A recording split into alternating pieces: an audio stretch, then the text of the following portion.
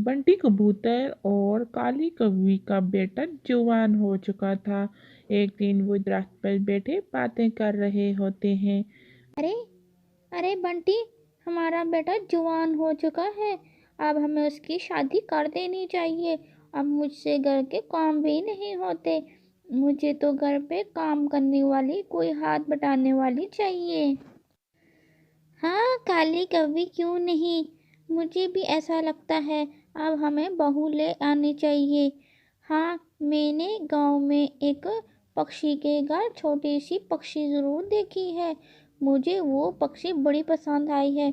मैंने तो उसी टाइम सोच लिया था, इसे अपने बेटे के लिए ही लेके जाऊंगा। हाँ, कल चलते हैं फिर उनके घर। दूसरे ही दिन काली कौवी और बंटी कबूतर अपने बेटे को लेकर टुनटुनी के घर पहुंच जाते हैं। बेटे ने जब टुनटुनी को देखा तो उसने पहली ही नज़र में टुनटुनी को पसंद कर लिया और अपनी माँ से कहने लगता है। मुझे यही पसंद है। माँ, मेरे लिए आप यही मांग लें।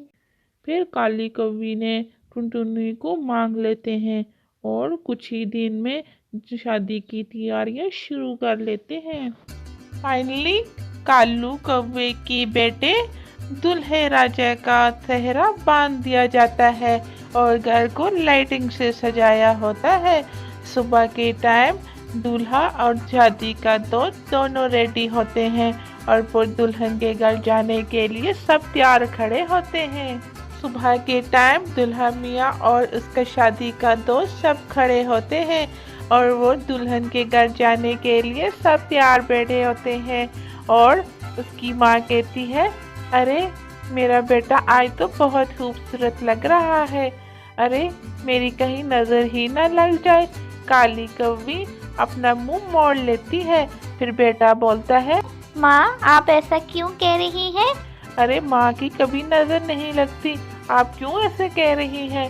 फिर लूसी कबूतर कहता है, अरे बेटे, ये तुम्हारी माँ तो वैसे ही करती रहती है ड्रामे। चलो, हम अब लेट हो रहे हैं। हम जल्दी जाएंगे तो जल्दी वापस आएंगे। फिर बबली की शादी हो जाती है और बबली शाम को टुनटुनी दुल्हन को घर ले आता है और उससे बात करता है। कैसी हो टुनटुनी तुम? मैं ठीक हूँ। आप बतलाओ। टुनटुनी, ये कैसे बात कर रही हो? मैं ऐसे ही कतरी हूँ। अरे तुम तोतली हो? हाँ, मैं ततली हूँ। बबलू बहुत परेशान होता है। अरे, ये क्या हो गया मेरे साथ? मेरे तो नसीब ही फूट के।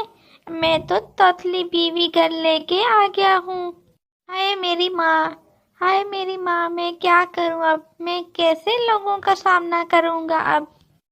बबली चिड़िया बहुत परेशान होती है और अपनी पत्नी को मना करता है, कल हम दावत पे जाएंगे, तुमने वहाँ बिल्कुल कोई बात नहीं करनी, कोई पूछे भी फिर भी तुम चुप रहना। दिन दुल्हन और दूल्हा अपने दोस्त के घर दावत पे जाते हैं और बबलू से की बीवी से जो बात पूछते हैं उसका जवाब भी बबलू ही देता है और उसकी पत्नी टुनटुनी खामोश बैठी रहती है।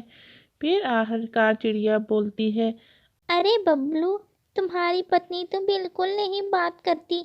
क्या बात है, ये गूंगी बहरी है क्या? इसको सुनाई नहीं देता?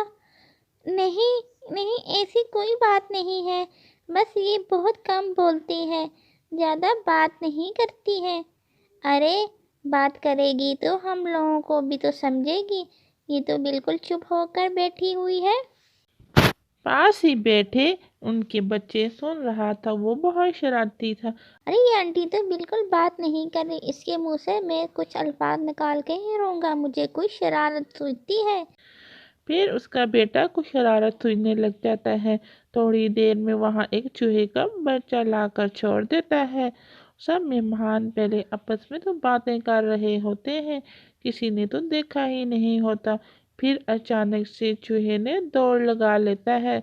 जब दौड़ लगाते सब ने देखा, अरे चूहा चूहा। फिर बबली की बीवी भी बोल पड़ती है। अरे तूहा, अरे तूहा, अरे ये तूहा कहाँ से आ गया? इस तुए से मुझे दो डर लगता है। फिर वो तोतली आवाज़ में ऐसे बातें करने लग जाती है और सब कहते हैं, ये क्या बबली, तुम्हारी पत्नी तो तोतली है। हाँ, बस ये तोतली है, इसीलिए तो ये बात नहीं कर रही। मैंने सोचा मेरी बहुत बेइज्जती हो जाएगी, इसीलिए ये चुप होकर बैठी हुई थी। अरे बबली, तुम क्यों परेशान होते हो? मैं तो डॉक्टर हूँ, मेरे पास इसके तोतलेपन का इलाज है। तुम इसको मेरे पास लेके आना। फिर बबली कुछ ही देर में अपनी पत्नी को डॉक्टर के पास लेके जाता है और उसके तोतलापन बिल्कुल ठीक हो जाता है। फिर बबली और उसकी पत्नी खुशी खुशी रहते हैं और हमारी कहानी